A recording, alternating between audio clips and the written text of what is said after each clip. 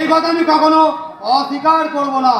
তাই আপনার কৃতজ্ঞতা ঋণ শোধ করতে আপনার পায়ের ময়লা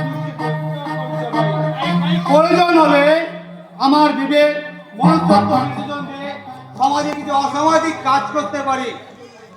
প্রয়োজন হলে দু একটা জীবন্ত মানুষকে লাশ বানিয়ে দিতে পারি, কিন্তু কোনো মা বোনের জন্য আমি চিনিমিনি খেলতে পারবো না স্যার, কিছুতেই না। মা বোনের ইজ্জত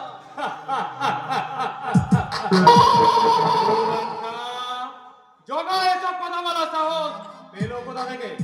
আমি ভেবে পাচ্ছি না এই শান্তিপূর্ণ ভাবের চেনা গোলাম হয়ে ও জগা দিন আমাকে। ও পুরো শরীরের রক্ত যেন টকবক টকবক করে ঘুরছে। মনে হচ্ছে ওই শুয়োরের বাচ্চাটাকে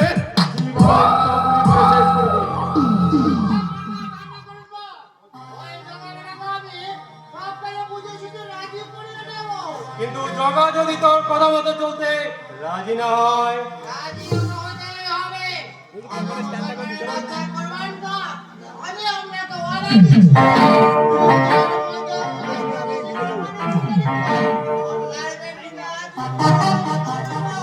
কুরবান খান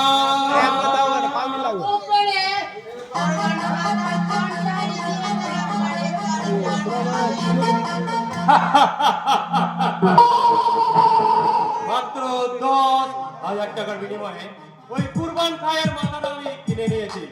কিন্তু কিন্তু জগার বলে যাওয়া কথা যেন আমার মুখে কাটার মতো ফিরছে। না না না না না না, আমি শান্তিপূর্ণ ভাবে জীবনের দুর্গম পথে হাঁটতে গিয়ে থমকে যাওয়াটা আমার শোভা পাই না।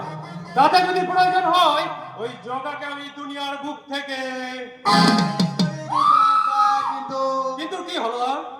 আসলে বলবো কি বুঝতে যাবে। বেশি বনিদানা করে আসল কথাটা কি তাই বলো। আসল কথাটা হলো গিয়ে ওই প্রতিক্রান্তে চার করে মালটাকে বড়শিতে গেঁথেছিলাম ঠিকই, কিন্তু বড় শিয়ান আমার এই খেলাতে খেলাতে সময় পেরিয়ে যেতেই ডোরটা গেল কেটে। আরে এ তুমি কি বলছো বড়িচাঁদ? দৌড় কেটে গেল মানে? আমার বোতল হয়েছে খালি, আর নেতার কাছে চলে। তারপর তারপর আমাকে এমন পেনালো স্যার, পরিস্থিতি প্রাণটা নিয়ে কি ব্যথা! কিন্তু আমি ভেবে পাচ্ছি না কে সেই দুঃসাহসী যে কিনা কোটিপতি শান্তিপূর্ণ ভাবে লোকের গায়ে হাত তুলে চুপ করে দাঁড়িয়ে না থেকে বলো হলদর কে সেই শুয়োরের বাচ্চা? শুয়োরের বাচ্চা নয়, সেটা হলাম আমি। আশ্চর্য হওয়ার কিছু নেই দাদা, আর অবাক হওয়ার কোনো কারণ নেই। তাই বলছি তোমার ওই চামচাগুলোকে সাবধান করে দিও, ওরা যেন কোনো দ্বিতীয় কোনো দিন কোনো অসহায় নারীর প্রতি অসভ্য আচরণ না করে।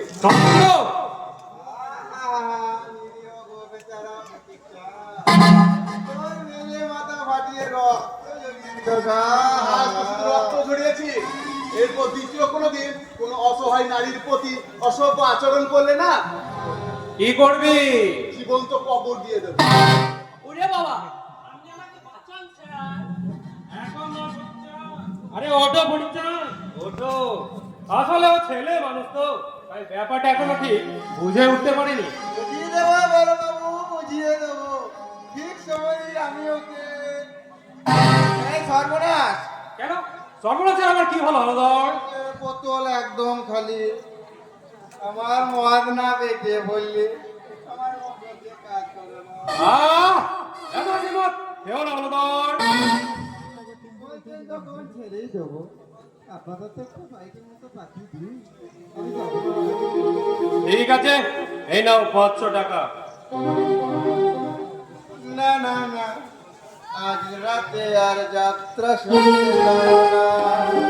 না না না, আজ রাতে আর শুনতে যাব না।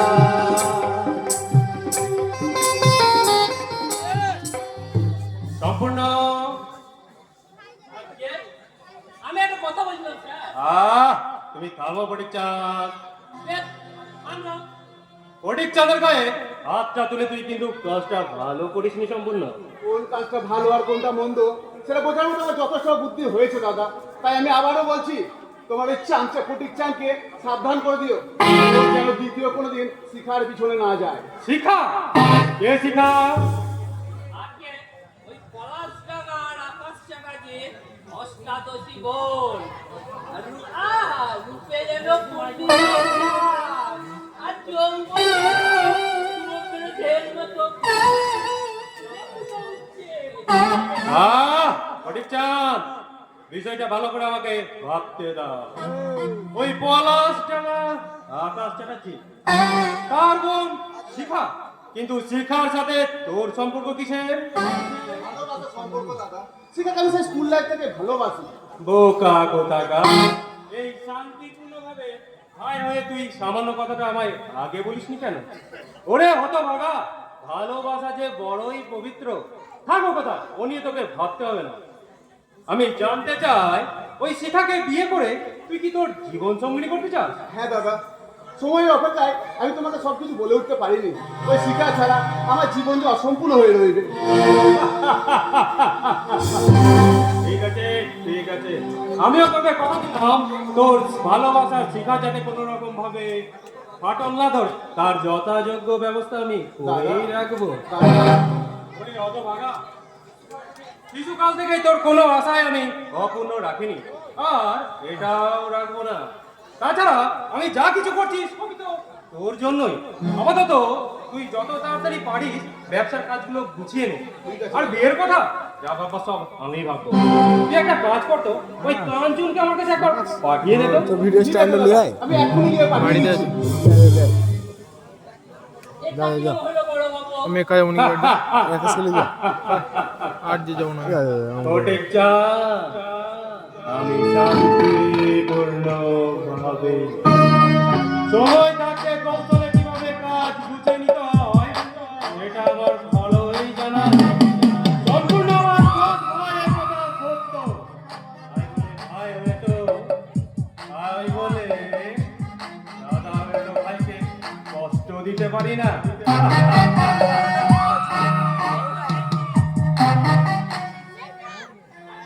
কি হয়ে ওটাই তো আসল কেরামতি ফটিক চাঁদ।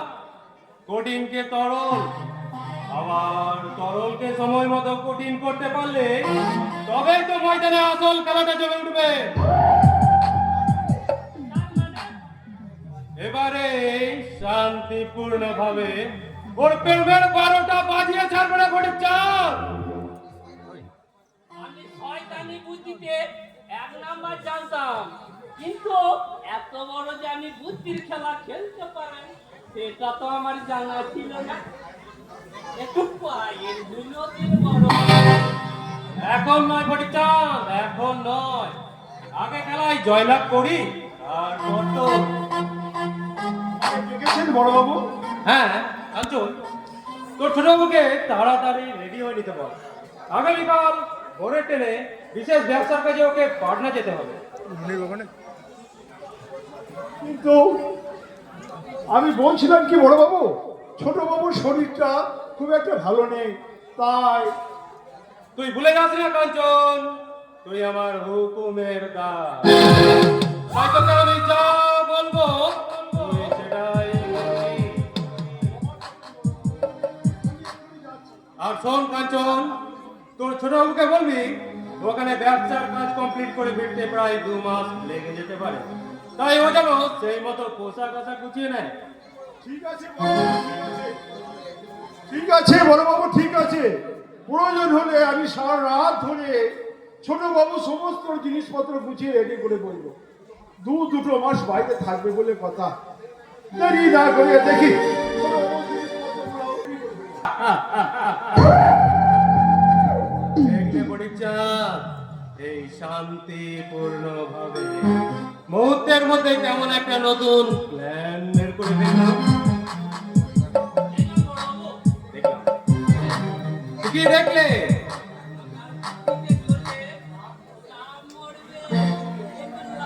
কেউ ভাঙবে না। না না না, আজ রাতে আর মদ খেতে যাব না, না না না, আজ রাতে আর মদ খেতে যাব না। শুনেছি মদে দিয়ে ওরা নাকি বিষ মেশাচ্ছে, শুনেছি মদে ওরা নাকি বিষ মেশাচ্ছে। সেই মদ খেতে মাইনে বলে বলে 600 দিল, 600 বুঝলে হরিকা, বহু মানুষ করছে, তাই তুমিও যাবে না আর আমিও যাব না, না না, আজ রাতে আমি খেতে যাব। হলদর, আগে বড় বাবু, ওই পলাশ ডাঙ্গার আকাশ চ্যাটার্জি 5 বিঘে জমি আমি কিনতে চেয়েছিলাম। আগে সে কথা আমার পরিষ্কার মনে আছে বড় বাবু। সে কি আমায় জমি দিয়েছিল? আগে না দেয়নি। ওই আকাশ চ্যাটার্জির সুন্দরী স্ত্রী মনোরমাকে ভালোবেসে আমি বিয়ে করতে চেয়েছিলাম। সে তো আপনাকে বিয়ের বদলে মুখে একটা শুদ্ধ দিয়েছিল। শত্রু আকাশ চ্যাটার্জি যুবতী পত্রিকা আমার ভাই সম্পূর্ণকে ভালোবাসে।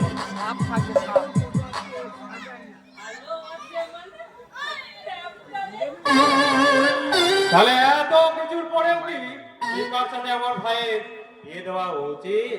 আগে না বড় বাবু। তাহলে শোনো হলধর, যেভাবেই হোক ওই আকাশ চ্যাটার্জি সুখের সংসারে আগুন লাগাতেই হবে। তার জন্য দেশ রায় রেডি আছে স্যার, শুধু পাতি ফেললেই ফায়ার বলবো কি? আচ্ছা হলধর, আমি ভাবছি আকাশ চ্যাটার্জিকে জব্দ করা যায় কোন প্ল্যানে? বলবো কি, ভোট দিতে হবে।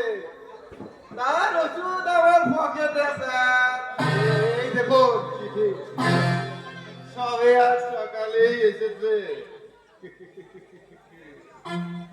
ব্যাস, তাহলে তো সব সমস্যা মিটেই গেল। ফটিকচাঁদ, তুমি এমন একটা মেয়ে জোগাড় করো যে আমার ভাই সম্পূর্ণের সাথে করবে স্ত্রীর ভূমিকার অভিনয়, আর আমার প্রয়োজন মিটে গেলে সে তার উপযুক্ত পারিশ্রমিক নিয়ে ফিরে যায় তার আসল ঠিকানা।